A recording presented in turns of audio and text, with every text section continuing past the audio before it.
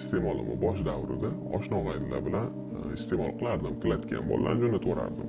Hozir shunaqa bo'lyaptiki, bitta o'zim kladga boraman, bitta o'zim iste'mol qilaman.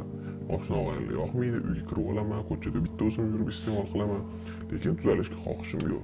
Bilasanmi nima? Birinchi stadiyasida sen qiziqish bilan boshlagansan. O'ylagansanki, har doim kontrol qila olaman. Mani ishim har doim mana shunaqa bo'ladi. Har doim pulim bo'ladi, har doim mashinam bo'ladi, har doim ishim bo'ladi. Har doim men o'sha ro'zg'orimni but qilib qo'ya olaman deb o'ylagansan. Qiziqish bilan boshlagansan. Bitta iste'mol qilsam hech narsa qilmaydi. O'sha ikkinchi iste'mol. To'y hashamga sen narkotik bilan borasan. Nima muammolaring bo'lsa ham, qanaqadir xursandchiliging bo'lsa ham narkotik bilan hal qilishga o'rgangansan. O'sha sen eng oxirgi, eng og'ir stadiyadasan.